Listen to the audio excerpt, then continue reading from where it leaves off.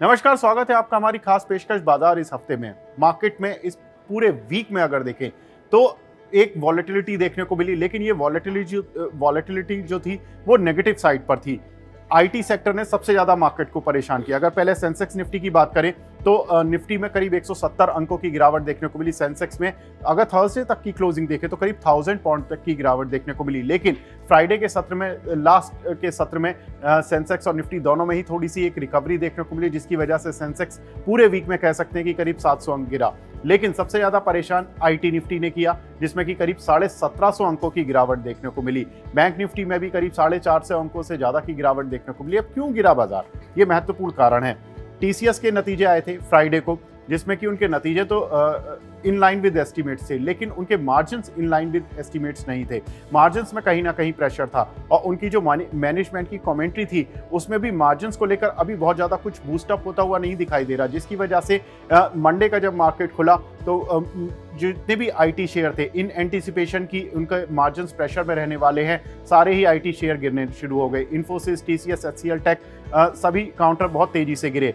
फिर HCL take के नतीजे आए, वहां पर भी मार्जिन्स में प्रेशर देखने को मिला। तो ये बात पूरी तरह से मजबूत हो गई कि आईटी कंपनियों का जो ये पूरा साल रहने वाला है इसमें मार्जिन्स में प्रेशर देखने को मिलेगा। और ये जो कारण था वो बहुत ही एक ऐसा कारण था जिसका तोड़ नहीं है अभी आईटी कंपनीज के पास। वो है कि कर्मचारी लगातार छोड़कर जा रहे हैं कंपनी को, तो इसकी वजह से उनको पे हाइक देने पड़ रहे हैं। तो अभी फिलहाल शॉर्ट टर्म में ये जो प्रेशर है ये रुकने का नाम नहीं लेगा, जिसकी वजह से हमने देखा कि आईटी शेयरों में दबाव देखने को मिला।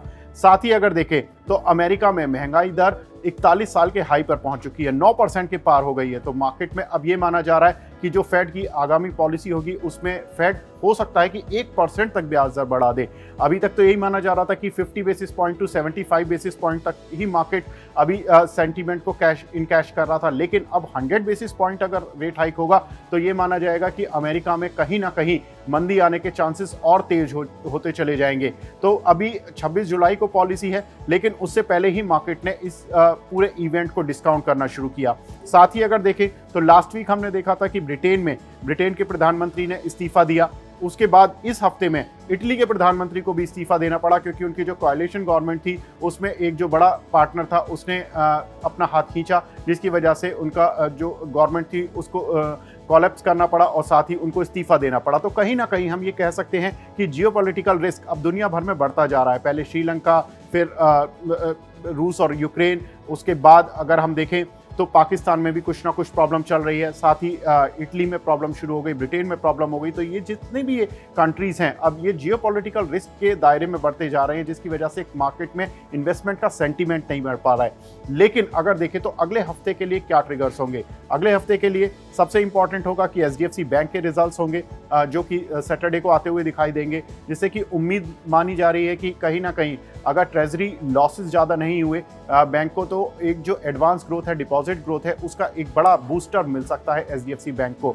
जैसा कि हमने कुछ हद तक रिफ्लेक्शन फेडरल बैंक के रिजल्ट से आते हुए भी देखा, जो कि फ्राइडे के सत्र में आते हुए दिखाई दिए, और उनकी जो ओवरऑल रिजल्ट्स थे वो मार्केट की एस्टीमेट से कहीं बेहतर थे। तो अगर एचडीएफसी बैंक ने भी अपने नतीजे अच्छे पेश कर दिए तो नेक्स्ट वीक जो होगा वो बैंक निफ्टी के नाम हो सकता है। साथ ही अगर देखें तो बहुत सारी अन्य कंपनीज भी हैं जिनके रिजल्ट्स पर मार्केट की नज़र रहेगी, जिसमें कि अंबुजा, अल्ट्राटेक जैसी सीमेंट कंपनियों के नतीजों पर नज़र होगी, जेएसडब्ल्यू स्टील के नतीजों पर नज़र होगी। तो ये कुछ एक काउंटर्स होंगे जिन पर कि मार्केट काफ़ी हद तक निर्भर करेगा। साथ ही कमोडिटी की प्राइजेस, ये बहुत एक इंपॉर्टेंट रोल प्ले करेगा, क्योंकि इस वीक में भी हमने देखा तो दुनिया भर में कमोडिटीज प्रेशर में ही देखने को मिली। क्रूड ऑयल $100 के नीचे आता हुआ दिखाई दिया। तो अगर ये $100 के नीचे रहता है तो ये इंडिया के लिए बहुत पॉजिटिव संकेत रहेगा। तो अगले वीक में अगर क्रूड ऑयल $100 के नीचे रहता है तो ये भी मार्केट को एक सेंटीमेंट बूस्ट देगा। साथ ही अगर देखें तो जो निफ्टी के जो अहम लेवल होंगे वो होंगे 16,440, जहां पर कि मार्केट एक्सपर्ट्स कहते हैं कि अगर आती है निफ्टी तो वहां पर प्रॉफिट बुक करें, और 15,950 अगर निफ्टी ब्रेक करता है तो कहीं हद तक हो सकता है कि 15,650 या 600 की रेंज तक जाता हुआ निफ्टी दिखाई दे। तो ये 2-3 अहम लेवल होंगे जहां पर कि मार्केट अपना सपोर्ट और रेजिस्टेंस फेस करेगा। साथ ही एचडीएफसी बैंक के नतीजों से बैंकिंग सेक्टर की दिशा बदलेगी, और जो सीमेंट कंपनीज होंगी और जो मेटल कंपनीज होंगी उनके जो नतीजे होंगे उससे कहीं ना कहीं जो आउटलुक आएगा या मैनेजमेंट की कमेंट्री होगी उससे मार्केट को काफ़ी बूस्टर या हो सकता है कि कुछ सेंटीमेंट बिगड़ता हुआ दिखाई दे। तो अगला वीक जो हो सकता है वो थोड़ा वॉलेटाइल हो सकता है।